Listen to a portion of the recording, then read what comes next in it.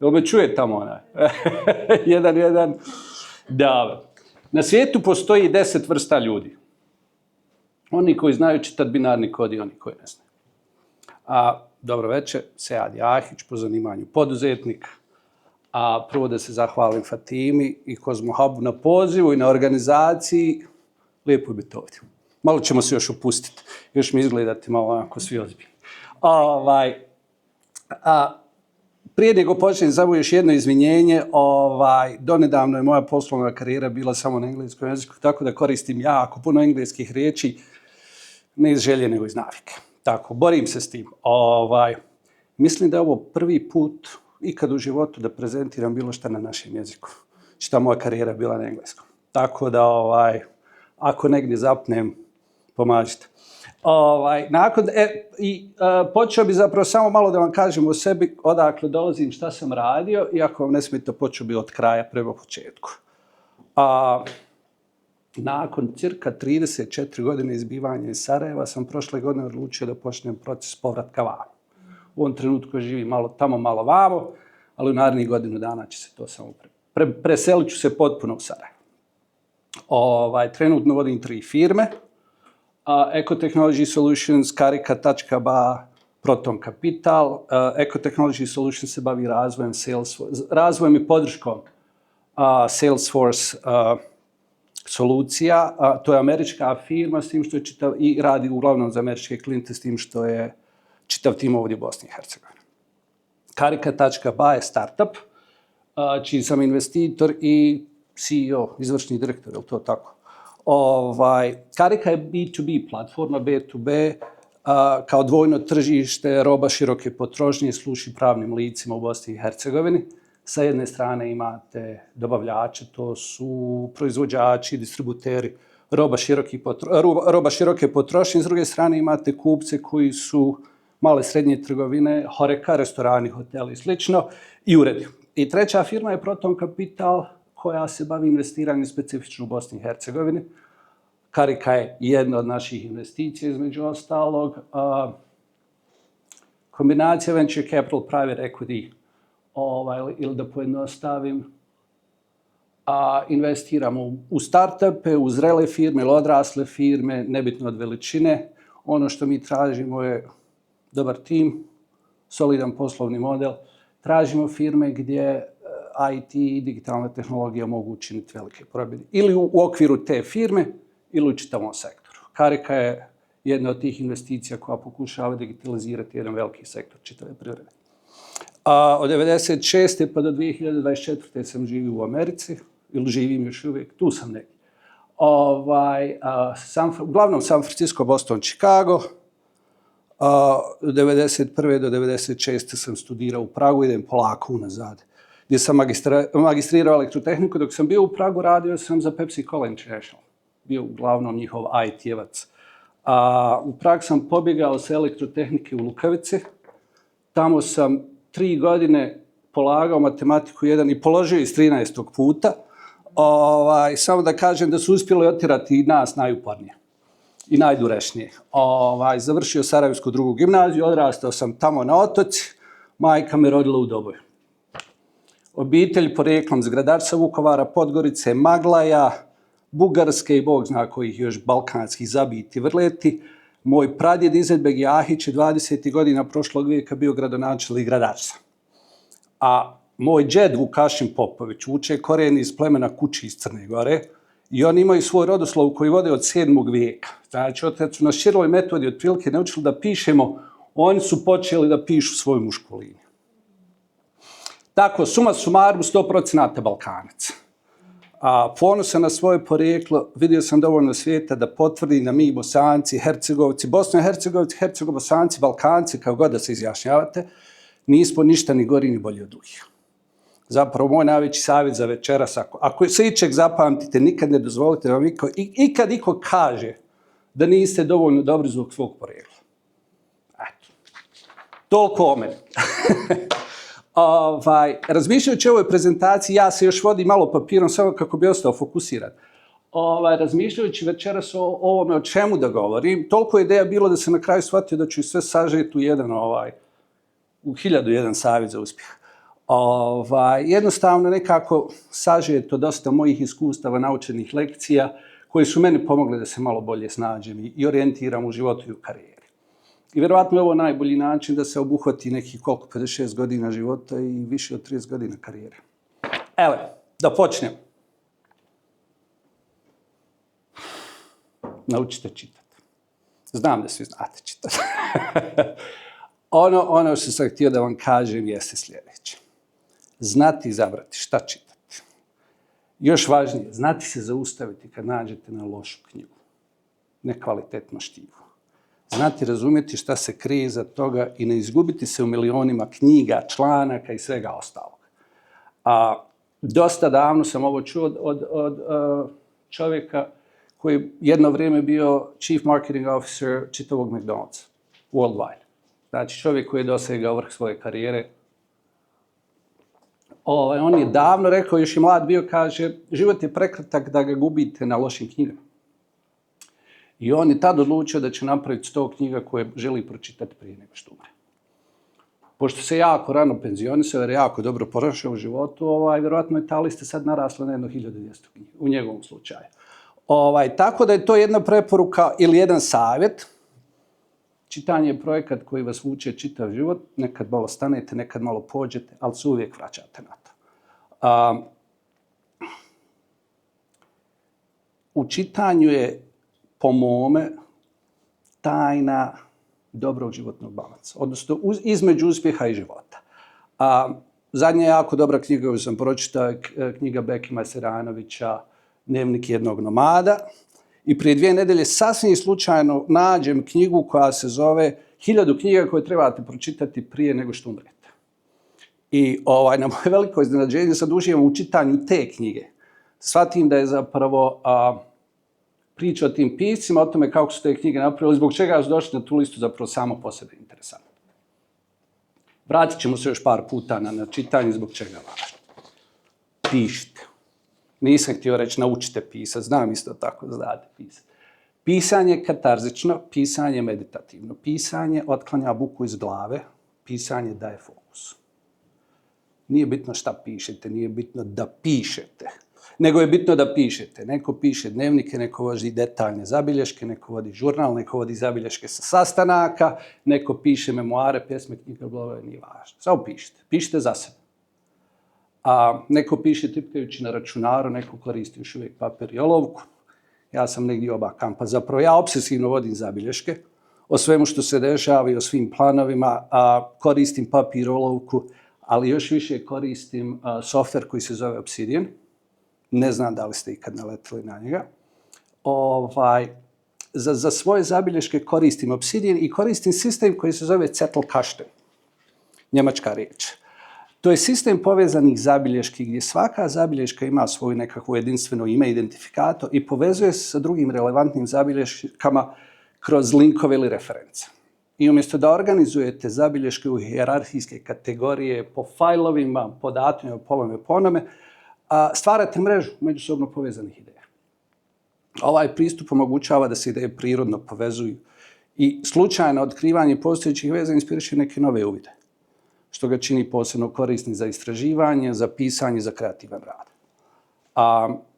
Donekle ovo slično originalnoj verziji World Wide Weba i Hyperlinka, naravno, ali ovo je izumljeno mnogo ranije. Potiče od njemačkog sociologa Niklasa Luhmana, koji je živio od 927. do 998. Luhman je usavršio i popularizovao ovaj sistem koristeći ga za svoju nevjerojatno produktivnu akademsku karijeru. Više od 70 knjiga i više od 400 članaka. Interesantno je da je on to radio. Pisao je zabilješke na one male indeks kartice, ali ih je povezivao tankim žicama. Kad je umro, nađeni su kutije i kutije tih indeksiranih zabilješki i 1.000.000 kilometara žica koje su je povezivale. Ako pređete na Obsidian, dobivate sve to. Pogotovo ako ste programeri, ja vjerujem da vas je dosta ovdje, mislim da će vas Obsidian jako zainteresovati i zaintrigirati jer je jako fleksibilan, programatibilan. Ja isto tako sve svoje zadatke, znači sve ono što trebam uraditi, moram uraditi, ja vodim tu i na različit način možete raditi kverije i orijentisati za to. Tako. Aha. Što sve što govorite poslati na mail? Mogu.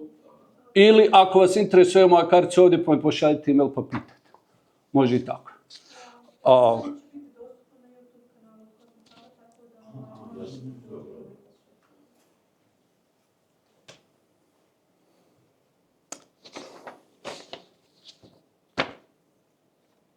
Uvijek u poslu 2 i 2 je 4. Brojevi nemaju emocije i nikad ne lažu. Senad Šantić iz Endava, ne znam da li ga znate ili ste čuli za njega, je nedavno u svom LinkedIn postu se prisjetio ovog savjeta. Ja sam to njima dao 2019. kad su bili jako mala firma i kad su tek počeli da razmišljaju o nekom malo većem rastu. Mislim da ih je tad bilo 25. Čak i najbolji poduzetnici su obični ljudi i kao takvi su skloni da svim informacijama pripisuju emociju. Kad posao dobro ide, naravno svi misle da su najbolji i najpametniji na svijetu i da će to trajati do kraja svijeta. Kad stvari krenu loše, onda misle da su najgori poduzetnici na svijetu i ne mogu spavati slične stvari. U takvim situacijama najbolje se okrenuti brojevi. Sjedite, računajte. Moje firme nebrojeno su puta ostale bez novca. I kad se tako nešto desi, onda se otvara sljedeće pitanje. Da li je ovo trenutni problem koji će se sam od sebe riješiti? Na primjer, ja već znam iz iskustva za jednu od mojih firmi, Eco Technology Solutions, da jednostavno cash flow je u julu, augustu katastrofalan. Ljudi su otišli na godišnje odmore, ne plaćaju fakture. Jako jednostavno. Znači, samo sjedite i strpite, morate samo imati dovoljno da preživite taj dio. Ili je to problem koji treba rješavati, a još važnije u takvoj situaciji jeste koji problem da rješavate. I opet, kada emocije su prejake, vratite se brojevima. A ljudi se dosta boje brojeva, bježe od brojeva. Jako jednostavna logika. Brojevi su najbolji i najsuroviji sudac uspjeha ili neuspjeha. Ljudi, timova, čitavih preduzeća, zbog loših brojeva se gube poslove, odnosno da se gubi posao od najviših direktora sve do ljudi dole na dnu platne ljestvice. Ovo je vjerovatno najveća stvar od svih ovih savjeta. Vrijeme, energija, novac i fokus su resursi kojima morate upravljati. Upravljanje vremenom, novcem, energijom i fokusom zahtijeva najviše vremena, novca, energije i fokusa. O vremenu i novcu ste sigurno čuli, razmišljali, naravno. Vidim da je ovdje dosta mladih ljudi, pretpostavljam da se sa problemom energije i fokusa niste baš previše bavili i ne morate, imate jako puno energije. Vašim godinama sam znao raditi od 8 ujutru do 2 ujutru, dan za danom i nije mi smetilo, čak sam uživao tako nečem. Međutim, s godinama količina energije koju posjedujete, koju možete uložiti u toku jednog dana, jednostavno je ograničena. I vrijeme vam lagano počinje postati, baš kao i fokus. Sve sam to iskusio, naravno. Za novac kažu it takes money to take money, ali ako nemate novac, onda vam za pravljenje novca naravno ostaje šta? Vrijeme, energija, fokus. Kad zaradite taj novac, šta vam treba? Vrijeme, energija, fokus da s njim upravljate. Čak i ako hoćete svog da ga potrošite za to. Primjer Bill Gatesa, na primjer. David Ogilvy, koji je legendarni otac modernog marketinga, je rekao u biznisu je 75% uspjeha imati dovoljno energije. Čovjek koji isto tako napravio jako mnogo na poslovnoj strani. Najbolji savjet koji ja mogu dati za upravljanje energijom je sljedeći. U zdravom tijelu je zdrav duh. Niste to sigurno nikad prije čuli. Vježbajte redovno, meditirajte redovno. Pod meditacijom naravno ne mislim da je neophodno da ko Buda sjedite pod drvetom 3 mjeseca, nego nađite nekakav svoj vlastitu formu. Moja omiljena forma vježbanja je trčanje, a omiljena meditacija je kuhanje. Tako da morate naći nešto svoje, jednostavno da biste bili sabor. Vrijeme nije obnovljivi resurs i vjerovatno kao takav najvrijedniji. Preporučujem da najviše vremena posvetite rukovođenju vlastitim vremenom, ili što bi se rekli sad, it takes time to save time. I konačno fokus. Nedostatkom fokusa gubite vrijeme i energiju. Najbolji način da ostanete fokusirani jeste, i ovo je veliki savjet, naučite da govorite ne. Pogotovo ako ste poduzetnik. Svaki dan vam donosi nove ideje, nove izazove, nove prilike, nove mogućnosti, nove probleme. Morate naučiti da kažete ne i to morate svaki dan, barem 7 puta reći, da ostanete fokusirani. Inače, nedostatak fokusa jako brzo ubija firme, jako ubija čitave karijere. Jedini razlog, evo, ko što sam rekao, što imamo ovaj papir ovdje da bi ostao fokusiran, inače bismo sjedili ovdje do sutra ujutru. Mogao bi ja ovome pričati do besvijesti. Dobro. Ovo je nešto što sam naučio od jednog jako uspješnog i jako iskusnog poslovnog čovjeka koji iza sebe ima 7 firmi koje je počeo i od tih firmi 5 još uvijek postoji, 4 su otišle ono što bi se reklo u Americi public IPO. Jako je dobro prošao život. Kaže, siguran posao i pozicija su najmanji zajednički sadržilac svih motivacija. Jako često ćete u poslovanju naletjeti na potpune nelogičnosti, uredsku politiku, gomilu nesmisla, birokratiju, samo da ne pričam. I svaki put ćete, ako zapravo prodrejete do dubine čitavog problema, shvatite da ljudi najviše misle o tome kako da sačuvaju svoj posao. Na kraju se sva motivacija svih ljudi koji rade svi u firmama svodi na to. Da sačuvaju svoj posao, svoju poziciju. Nebitno koliko ste visoko na ljestvici, koliko ste uspješni, svako se zapravo bori samo za svoj posao, za svoju poziciju, svoje samopouzdanje, ugled i na kraju za svoj kruh. Nema tu nikakve nesmisla. Ovo je naročito bitno za ljude koji su u IT-u, koji se bave digitalnim transformacijama. Jer digitalne transformacije same po sebi su te koje smanjuju broj radne snage, odnosno količinu radne snage potrebno. Kad takav poslovni model ili proizvod pokušavate prodati ljudima koji će time izgubiti taj isti svoj posao, budite sigurni da nikad ništa nećete prodati. Nebitno koliko je vaš proizvod dobar. To je jako važno. Jako puno sam IT firmi vidio koje prodaju ljudima koji će zbog tog proizvoda, jako dobrog proizvoda, izgubiti proizvod, naravno da nikad prodaje nigdje nije otišla. Koliko god je važno reći ne, još je važnije ne voditi se ne. Možda griješim, ali ovo je moje iskustvo u zadnjih godinu, dvije radeći, kako radim i ovdje. Najčešći izrazi u BiH uredima se, nisi to dobro uradio, što si to tako uradio, ne može to tako, ne valja ti to. Gdje god da pođe, kad dođete u opštinu, počnete ispunjavati formular, prvo što ću, kako si to mogao tako raditi. Zbog čega ovo nije dobro? Jako jednostavno. Onog trenutka kad kažete ne, u relaciji između nadređenog i počinjenog, i generalno u svakoj komunikaciji, podčinjeni automatski prelazi u defanzivu.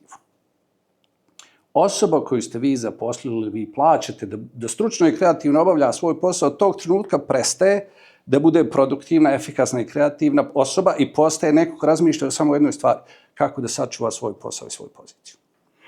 Ne je sredstvo upravljanja ljudima malim, za male i karijerne menadžere koji su dosegli vrhunac svoje karijere, ne znajući da im je najveći limitirajući faktor u njihovoj karijeri upravo to isto ne. Vodite se ne je najbolji način da uništite produktivnost, kreativnost, pozitivnu kulturu svakog tima ili svake firme. Prema mnogim autorima, Daniel Pink je napisao uticajnu knjigu koja se zove Drive. Uposlenici cijene autonomiju, umijeće ili vještinu i svrhu. Ova 3 elementa predstavljaju osnovne unutrašnje motivatore koji pokreću ljudsko ponašanje i zadovoljstvo poslom. Pink tvrdi da ova 3 elementa su daleko efikasniji motivatori od tradicionalnih vanjskih nagrada, poput novca ili priznanja, posebno za intelektualni rad i kreativne zadatke.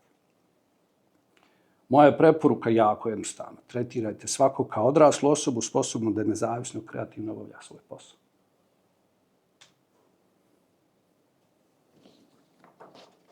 Planovi su bezvrijedni, ali je planiranje zlato. Ovo je moj prevod onoga što je Dwight D. Eisenhower rekao. Znate ko je bio? Bio je predsjednik, ali ono po čemu je najslavniji jer je vodio čitavu invaziju na Normandiju u junu 1946. godine, što je do tada još uvijek najveća, ja mislim, invazija ili vojna akcija u istoriji ljudskog organizma, ljudskoj istoriji. A puni kontekst onoga što je rekao, pričam ovu priču da bi ilustrovao istinu izjave koju sam odavno čuo u vojsci. Planovi su bezvredni, ali je planiranje zlato. Postoji vrlo jasna kontradikcija ovdje. Jer kada planirate za vanrednu situaciju, morate početi sa osnovnom stvari. Sama definicija vanredne situacije je da je neočekivana, stoga se neće dogoditi na način kako je planirate. Gdje je povješten? Planiranje je nešto što nikome nije urođeno. Planiranje se uči. Iz mog vlastitog iskustva proces planiranja vam daje fokus, poboljšava komunikaciju, pogotovo ako radite planiranje sa timom, stvara nove ideje, nove opcije. Također smanjuje stres.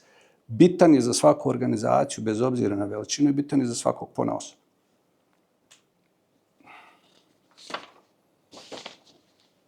Opstaju najprilagodljiviji promjene. Bez obzira da li vjerujete u evoluciju ili ne, sigurno ste čuli da najjači samo opstaju. To je pogrešno. Srž Darwinove teorije da opstaju najprilagodljiviji promjenama. Ovo je naročito primjenjivo u biznisu. Uslovi poslovanja se jako brzo mijenjaju. Primjeri su bezbrojni, ja ću samo pomenuti Kodak i Nokia, koji su harale industrijama u kojima su bili. I samo nekoliko godina su više manje nestali. Kodak je potpuno nestao, Nokia još kao nešto preživjela. Nebitno. Biznisi i karijere počinju umirati kad se prestanete prilagođavati. Moje lično mišljenje je zapravo da čitanje, i to čitanje iz širokog spektra, će vas najbolje pripremiti za adaptaciju ili za prilagođavanje novim uslovima i života i poslovanja. Evo ga, i konačno došli smo do broja 9. Svako je kovač svoje sreće. Ili vam you make your own luck. Moja Asija koja je ovdje i koja je između ostalog i psihoterapeut, će reći da čovjek bira da bude sretan. Ja nikad ne sretnoh nekog koji je dobio na lutriji velike pare. Znam jednog koji je velike novce zaradio na pokeru, ali on je profesionalni igrač pokera, nije kockar. I novac nije zaradio srećom na kartama, nego tu ima jako mnogo u glavi. Svi sretni ljudi koje ja znam su sretni jer su to zaslužili, nije im se desilo. Interesantno, ja mislim, kod nas što je sretan i sretan ili sreća, kod nas ima i dvojno značenje. Imate i luck, imate i happiness, ako pokušate naći isti prevod na engleskom. Ovdje sam mislio i na jedno i na drugo kad kažem you make your own luck. Hvala. To je to. Nadam se da vas nisam utušio. Spreman za pitanje. Zapravo imam pitanje za sve vas. Ko je spreman da kaže nešto? Ima li nešto od svega ovoga što vas je zaintrigiralo, odnosno što vam trenutno zvuči kao nešto što vas je tačno rezonuje s vama u ovom trenutku? Ja ću vam tačno reći, ovo voditi sa ne, mene lično me trenutno najviše nervira. Eto, da tako kažem. Sve ovo sam znao, prije sam imali moment za fokus, to nisam znao. Ne znam, jeste čuli za 9 pravila, to je 10 pravila slobodnog uma od Nietzschea. Pa to se sve ovdje može izvesti iz toga ovdje. Da. I to biti sve jedna te ista priča kad dođete do neka. Ono što je veliki problem, i sad ljudima kažete to za vrijeme, mnogi vjeruju, pa 90% se kaže koje je vrijeme kad ja sedim na kafama po 3-4 sata. Ali kad dođe trenutak da vidite da je vrijeme najvažniji resurs, onda možete reći da ste na dobrom. Dotad, to je haos. Treba puno vremena da se to desi, i svog vlastitog iskustva mogu reći da se to desi kad čovjek teško padne. I ovo što ste rekli za knjige, pošto je moderno doba, to sve se nalazi preslikano u pop kulturi. To se sve nalazi u pjesmi, to se sve nalazi u filmovima. Tako kad kažete samo da se čitaju knjige, oni koji ne vole da čitaju knjige, a to je u stvari problem, da. Ali oni koji ne vole da čitaju knjige imaju problem zato što ih bacate samo na to. Ne, to sve stoji u kulturi. Radim u školi, ono što je sad veliki problem je problem da djeca odbijaju generalno agilno. One ne vole slušati ovo kako ste vi sada lamentirali. Mi smo odrasli ljudi, starije smo generacije, pa mi to možemo slušati. On bi su zato izašli. cijeli je problem da sada istorija više nije da vi sad pričate kako je Hitler imao babu, kako je imao dedu, kako je imao čerku. Upravo ovo što vi kažete, 45. je to, 37. je država u pivnicama to, ovo je bilo to. Samo pamfletizirano. Jer on uvijek fokus najviše i nije to problem mog djela. Nego je jednostavno vrijeme generalno. Jako je. Mislim, mogu bi ja sad. Moja mlađa čerka, njoj je sad 17 godina. Je jako puno provela na TikToku. Da bi naučila jako puno istorije. Ja sam bio šokiran kad smo počeli razgovarati o istoriji, kad se je počeo pitati kako zna, nju to interesuje. I kad se je počeo pitati kako si ovo naučila, kako si ovo, pa kaže sve to na TikToku. S tim što nije u formi čitanja, nego u formi videa. Ali znači TikTok ima i sadržaj, samo je bitno šta djeca hoće, odnosno da li da ih usmjerite u pravom smjeru. Mislim, to je moje lično iskustvo. Da, algoritam radi za vas. Da, upravo to. Upravo to. Pozitivno, dole će vam pozitivno. Da. I za vrlo mjesec, dva, vi ćete vidjeti takve betone, da će se vi osutnuti, da vi nećete moći vjerovati da to postoji. Da. Ako vi gledate odrona i pratite, ne znam, gospodina Savršenog i ne znam, kuhare, ne kuhare kao kuhare, nego samo se time bavite, onda je problem. Ja sam još uvijek vjerojatno stara škola, ne gledam TV nikad, nemam TikTok, nemam Instagram, mislim da sam ostao negdje na Facebooku, ja se još uvijek uglavnom bavim knjigama i svi moji recepti dolaze uglavnom iz knjiga i sve moje kulinarsko iskustvo dolazi naravno iz propalih pokušaja i upravo iz toga što sam uspio pročitati u knjigama. Znam da sam staromodan po tom pitanju, ali to je za moj način učenja i života mnogo meni lično mnogo lakše. Samo da morate rasladiti da imaju svi, pa da bi nije... Evo, tu smo. Valerija, jel? Jeste. Ono nešto što je meni sad kao aktualno jeste da razumijem ovo da je siguran posao i pozicija, da su oni najmanji zajednički višekratnik za motivaciju, generalno za ljude, da ih razumijem zašto zauzimaju neke stavove koje zauzimaju. Onda kad imam tu perspektivu, puno mi je lakše da nađem način kako da surađujem. Ono što mene zanima i nešto što ljudi stalno pitaju Senada Šatića upravo jeste kako ste se vi odlučili vratiti sad malo dugoročnije živjeti u Bosni i Hercegovini. Duboko pitanje. Ali ću vam reći ovo i sad će malo iskočiti iz nazovi poslovnog aspekta. Iskreno rečeno, ja sam se u Americi snašao, ali se nikad nisam našao. U smislu da taj stil života meni nikada nije odgovarao. Mene Amerika kao Amerika nikad nije fascinirala. Mene lično. Amerika je fantastična. Pogotovo kad izađete iz gradova i uđete u prirodu. Nešto nevjerojatno lijepo. Od pustinja, od kanjona, od ne znam nijače, od planina, ali svi smo naravno prisiljeni da živimo u gradovima.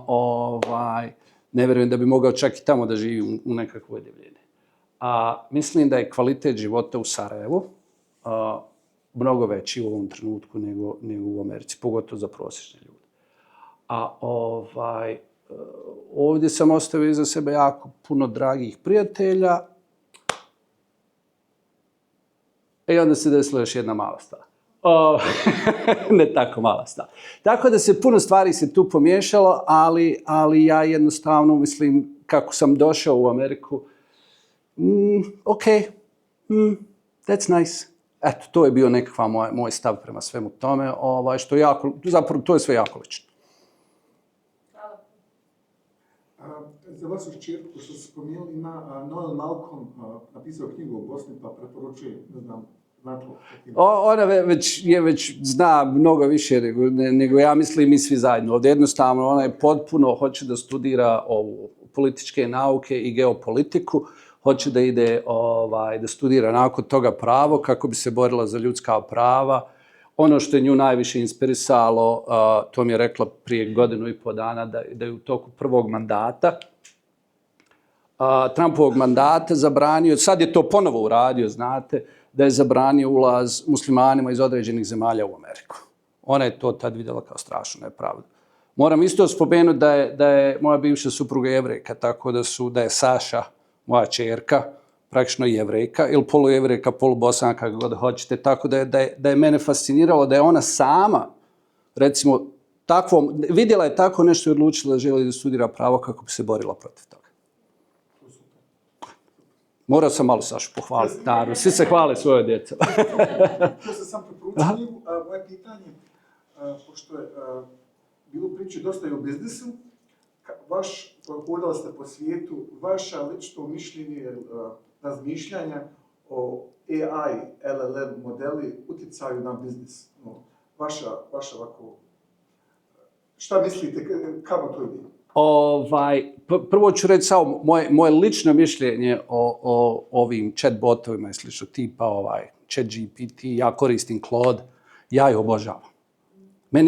Oni su meni kao duboko intelektualni prijatelji koji nikad nisam imao. Oni su meni kao profesor PhD nečega koji nikad nije htio da priča sa mnom običnim smrtnikom o nekim nazove bitnim stvarima. A koji koristite?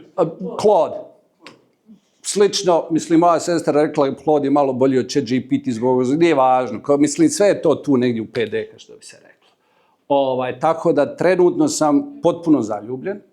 Prije jedno 3-4 nedelje smo našli jednu jako dobru i specifičnu upotrebu tih botova za kariku, koja će nam riješiti jedan veliki poslovni problem.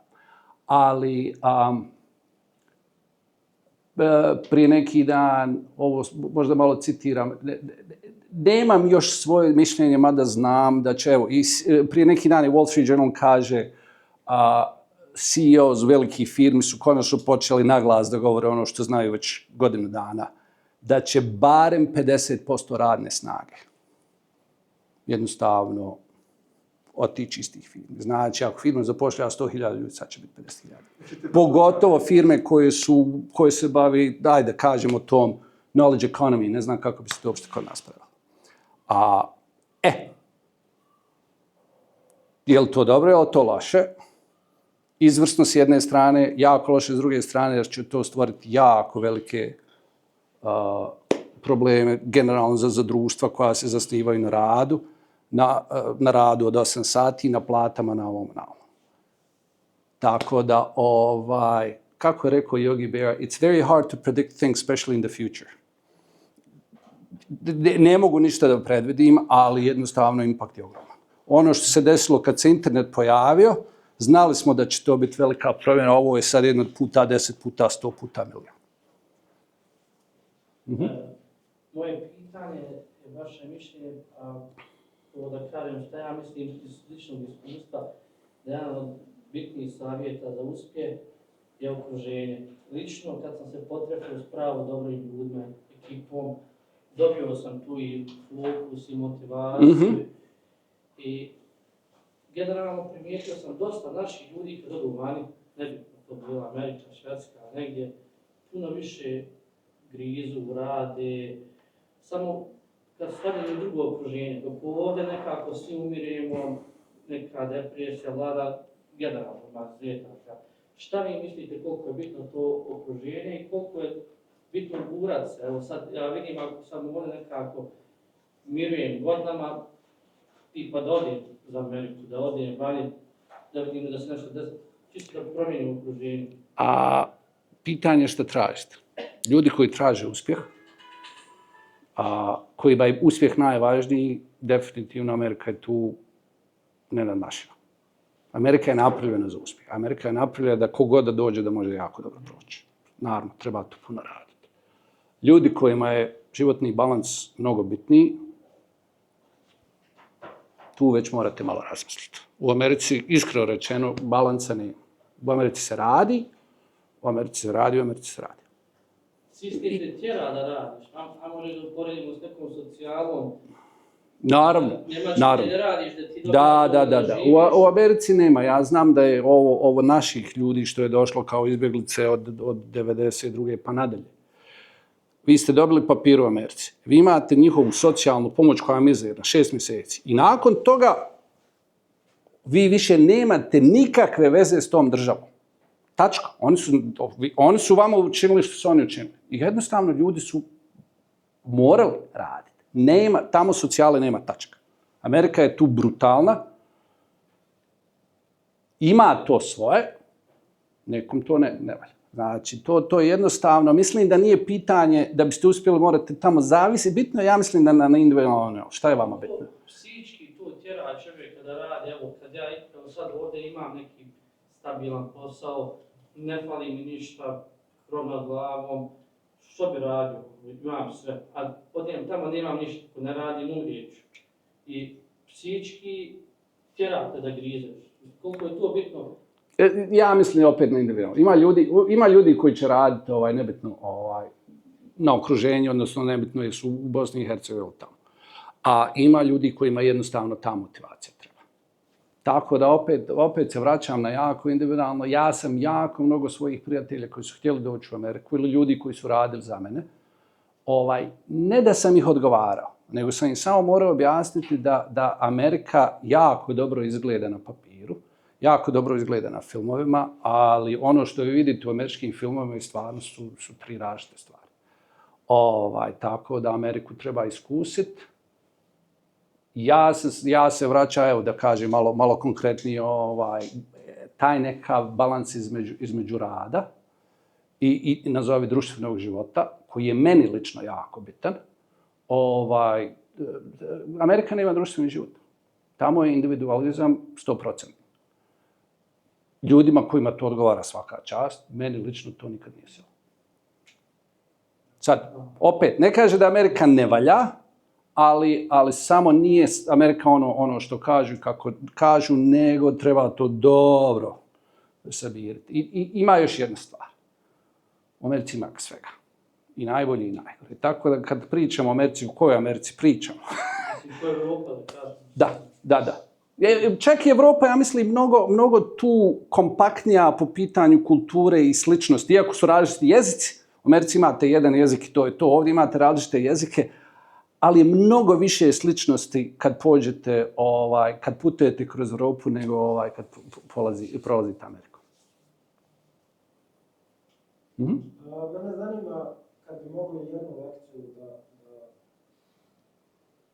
kažete koja je vama bila najveća godina poduzetništva. Ili više od toga. Evo, kad neko kaže what is the one thing, jel to? Šta je jedna stvar? Ono najveći savjet koji mogu daći nije poduzetništvo, za poduzetništvo treba sve. Treba teško raditi, trebate znati ovo, trebate ovo, tako da ne postoji, najveći savjet koji mogu reći, ne postoji jedan savjet, jedna stvar koju trebate da biste uspjeli. A pogotovo kao poduzetnik. To više preko sebi. Sve je bitno. Nažalost. I na sreću, sad opet, to je jako individualno, neko to može, voli i podnosi, a neko jednostavno, ne da svi su stvoreni za to, nego jednostavno ljudi koji ne žele prihvatiti taj kompromis, da nikad ne gasite svoj mozak. Ima još jedna stvar, što ljudi koji, to sam ja 1000 puta rekao svojim uposlenicima, pogotovo kad stvari baš nisu u najboljem stanju. Rekao, znate šta najveća razlika između vas i mene je što vi možete dati otkaz. Poduzetnik ne može. Ako ste vlasnik firme, šta ću ja? Mislim, to nije bilo moje žaljenje, nego sam im samo htio reći da moraju malo da razumiju da ja stojim, da je moja perspektiva na sve poprilično drugačija. Ali eto, to je jedna stvar, činjenica da svi mogu otići, vi ne možete. Hvala vam. Hvala. Hvala vam na taj gosti. Ja bih možda da predložim da udruženje nastavimo u ovoj zoni gdje imate da se osvježite pićem, nešto prikrizujete slano, slatko, šta vam je želja i naravno ako želite da pitate nešto. Samo naprijed, ajmo da razgovaramo sad.